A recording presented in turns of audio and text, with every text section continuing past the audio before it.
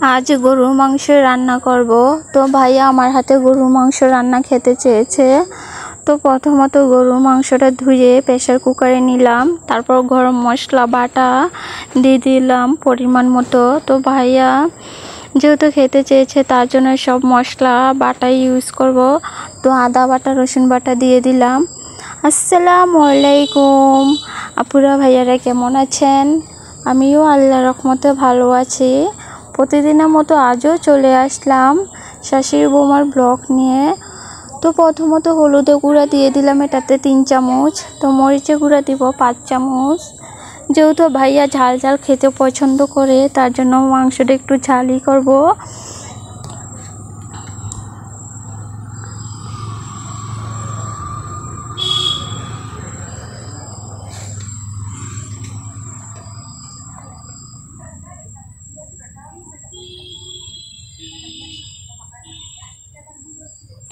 তো আমি এক হাতে ভিডিও করছি আর এক হাতে সব মশলা দিচ্ছি, তার জন্য এরকম দেখা যাচ্ছে।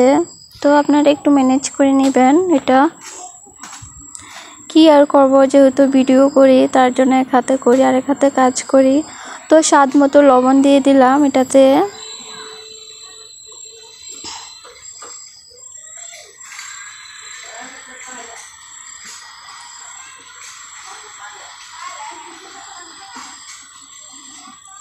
তো একটু সয়াবিন তেল দিয়ে দিব। তো বেশি তেল দিব না, যেহেতু এটাতে চর্বি আছে গরুর, তার জন্য কমই দিলাম সয়াবিন তেলটা। বেশি তেল দিলে আবার খাওয়া যায় না। তো এদিকে পেঁয়াজ কুচি দিয়ে দিচ্ছি।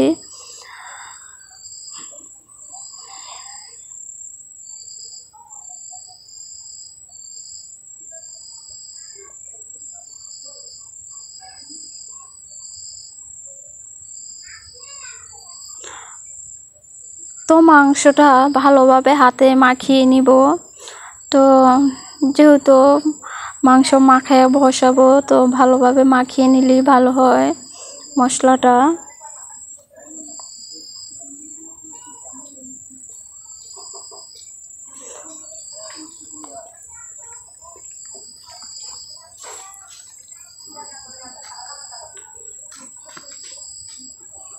তো এখন চুলায় বসাই দিলাম। তো কতক্ষণ কষাইয়া তারপর পানি দিয়ে দিলাম এটাতে, যেন মাংসটা হয় ওই পরিমাণে পানি দিলাম।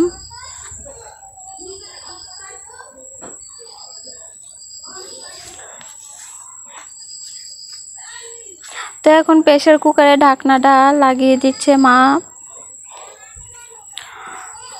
তো এটা টোটাল 7টা সিজদা হয়েছে অফ ক্যামেরার ভিতরে আলুটা দিয়ে, তারপর রান্না হয়েছে। তো আমার রান্না হয়েছে এই যে। আজকে ভিডিও পর্যন্ত, আল্লাহ হাফেজ।